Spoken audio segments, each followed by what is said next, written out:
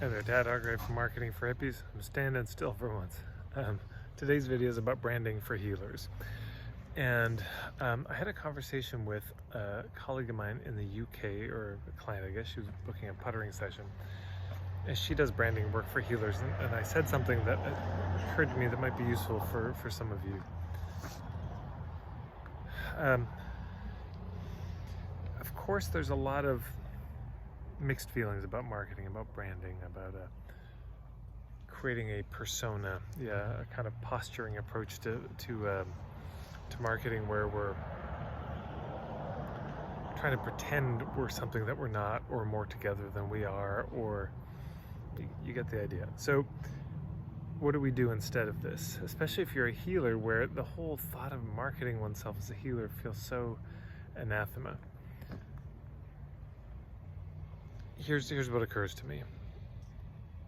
If you're a healer or a life coach or somewhere in that vein, the chances are that you got into this work because of something that happened to you, or maybe never happened to you. This idea that our deepest wounds are often a doorway to our truest niche. And I've done a video about that. I'll see if I can remember to put the link below. But so our deepest wounds are often a doorway to our truest niche. So that's thought number one. So you could imagine that everyone who got into this work of some sort of healing or restoration of the world probably did so because they were, if you could imagine, branded by life. Yeah, that life marked them in some way. And I think this idea of brand, it's interesting. We talk about branding in terms of marketing, but of course branding would be you take a hot metal something and you put a mark on something. And that lets people know the provenance of that thing, who made it, or who owned the animal, or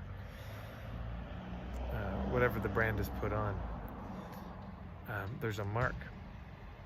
I believe it's called a tamga in the art of Japanese knife making. Forgive me if I've got that wrong. But there's the maker's mark. You can see who made the knife. And so in a similar way, healers are made by these experiences. Healers are made by these painful events they go through. Their ability to help people put themselves back together comes because they were torn apart. So when I think about branding for healers, I think about it like this. What if the branding isn't about manufacturing something, is not about creating an image, but revealing the image that was emblazoned on you by life? So what if branding for healers was much more an act of vulnerability and revelation than creation? What if it was the willingness to show, either explicitly or implicitly, I have been marked and branded by life. I came by this honestly. The School of Hard Knocks. Here's my diploma. I'm trying to think of another way to say it. Yeah, I went through something and it left its mark on me. If you fought a wild animal, it would leave marks on you. Yeah, there'd be the claw marks there for the rest of your life because you faced off against that one. And that'd be your proof. Somebody says, "Oh, what do you know about fighting wild animals? What do you know about surviving the wild?" Well, let me show you what I know. A lot of ceremonies do this too.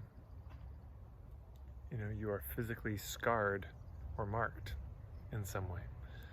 So then branding for healers is about letting the scars show.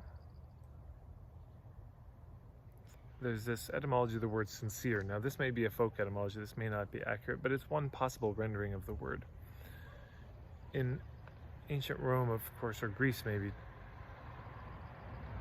but I think this is a Latin word, so say Rome. They used a lot of marble. Now there's different qualities of marble. Some of it is very fine grit, Yeah, and this is what Michelangelo's David is carved out of, which I believe is called travertine, and you can put a lot of detail into it. And some of it's much coarser, so if you hit it, a whole chunk can come off, you know, if you hit it wrong, or even if you hit it right. So you'd get these huge marble columns, and they would have holes in them, because you can't make a whole column out of the good stuff. You save that for the sculpture. So a way was figured out to fill the holes so you wouldn't notice. They would take beeswax and they'd mix it with the dust of that particular marble, and people who were very skillful in this could put it in, and at least from a distance you couldn't tell that there'd ever been a hole. And so the Latin word for wax is ceres, C-E-R-E-S, and the word for without is sin, S-I-N. So to be sincere could be to let the holes show.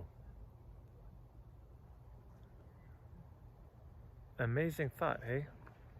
That we think we have to have some really fancy, expensive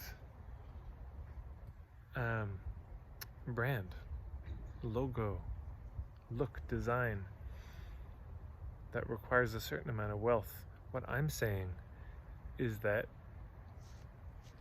the most compelling move you can do is to reveal your poverties. Yeah, to reveal the things that never happened for you, or the things that cost you and impoverished you, that later then became the source of your wealth, of your ability to heal. Anyways, it's a compelling thought for me. Maybe it is for you as well. So when I think about branding for healers, I really don't think about it as an act of creation. I think about it as an act of revelation. I don't think about it as dressing up. I think about it as a kind of willingness to disrobe to a certain extent. So there you go. I hope you liked this video. If you did, wouldn't the most vulnerable thing be to share this video? Reveal to all your friends that you've been watching this strange man's video. This is me helping you be vulnerable. You're welcome. So you can share it, of course. Thank you for everyone who does share these videos. Thank you for everyone who subscribes to this channel. It's amazing to see the numbers keep going up. Thank you, everyone. Marketingforhippies.com is my website, and you can go and watch a video of me on the homepage from about 12 years ago. So you're gonna check that out and sign up for my email newsletter. I'm also on Facebook, Marketing for Hippies. I think that's it. Thank you so much, everyone. Hope you're doing well out there.